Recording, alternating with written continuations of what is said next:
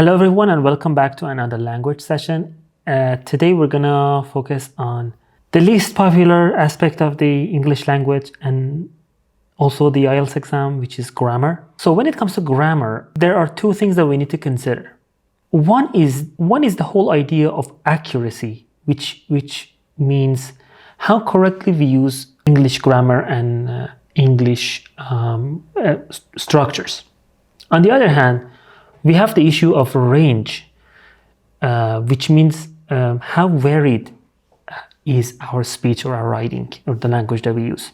Both of these cases are important, but the second one, which is the range, becomes much more important for C1 and C2 students who are going to, of course, get a score of 7.58 or higher. In other words, what basically separates a student at a level 7 or 8 when it comes to language is the range of grammar that they use. You may both use English completely accurately and correctly, but the second person who gets an 8 uses a wider range of grammatical structure. The guy who gets the 9 not only uses a wider range, but also appropriately, creatively, and in the right time and the right place. But the guy who took 7, for example, did use a good range of vocabulary, but in an unnatural way, in a kind of a pushed way, not appropriate for that context, that piece of writing, that piece of speech. As you see on a screen, this visual, this infographic is showing you the most important items of grammar that you need to work on. This is important for all candidates at any level, academic or general, 5, 6, 7, 8, 9, any score that you're trying to get. You need to be able to use these important structures in English. From articles and verb tenses that are basic to relative clauses, conditional forms, and modals. Now, what separates an intermediate student from an advanced student or from a proficient student is the range of grammatical structures that they can use. As you see here, this nice little table shows some of the differences in the way that people coming from different scores use the language. So for example, a student at a level 6 can use some complex language, things like although, while, putting two clauses together, second conditional appropriately, passive voice.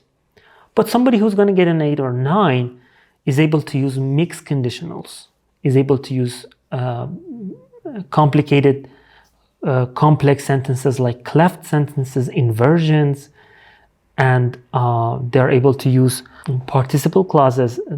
I mean, to be honest with you, somebody who's at a level 6, they don't even know what a participle is. So,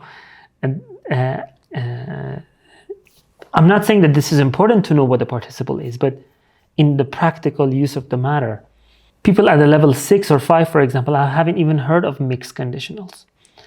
When we are training students at lower levels, let's say intermediate, upper intermediate, we don't even bring up the subject of mixed conditionals. And we treat students as if mixed conditionals do not exist because they're not linguistically ready to be able to process complex structures. So we keep them focused on the most common and most practical uses of conditional sentences, as an example, like the zero conditional, the facts or the second conditional that are about hypothetical situations. So this is the story of grammar.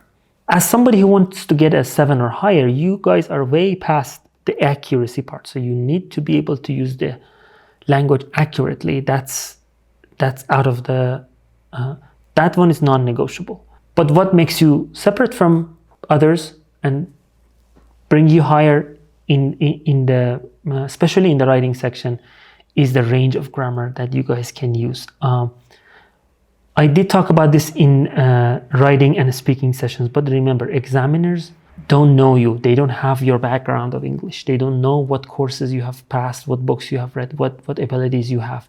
They only see 2 pieces of writing from you, something around 400 words, and then 400, 500 words, and then they talk to you for about 15 minutes. And that's all they have to evaluate your language. So you need to show them the things that you know. All right. If I go there and then use very basic language, just second conditional, just passive voice, just basic structures, examiners are not going to give me a high score because they haven't seen it. They cannot just say, oh, this guy sounds like he knows a lot. So that doesn't work like this. They have checklists and they have to adhere to that checklist. This is why some of you and a lot of candidates, they have taken the test before once or twice and they have performed completely different because they, especially in writing and speaking rather, where they perform completely differently on that day for a lot of reasons.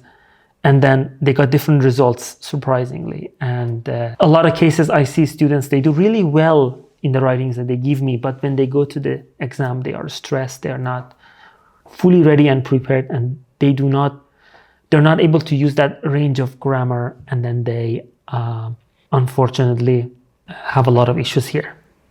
Now, what we are going to do in the following sessions, I'm gonna tell you a few strategies where you can start practicing for grammar and improve that side of your English in a short time, in a very focused manner. I don't want you to waste a lot of time because grammar is, to be honest or not, grammar is not something you can improve in a very short time.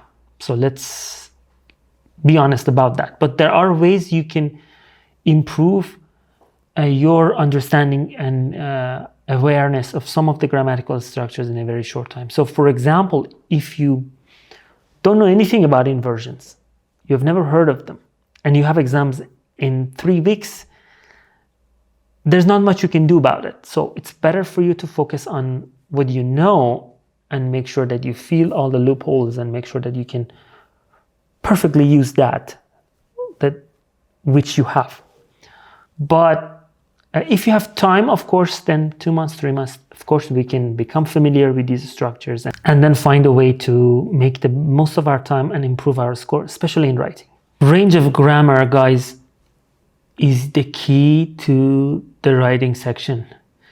If you can use a wide range of grammar, you're gonna break that lock. You're gonna get out of that trap everybody's in, that everybody's getting a 6.5 or 7. You may have noticed that nobody's taking anything higher than 7 in the writing section, and this is one of the key reasons that this is happening. So this session and the other 2 sessions that we focus on grammar are really important. Please watch them carefully, and don't forget to come back to me and share your feedback and your feeling about your own grammar, and let's find a way to fix that. I'm going to put a small quiz at the end of this session. Please do it, share the results with me, and I'll see you on the next session.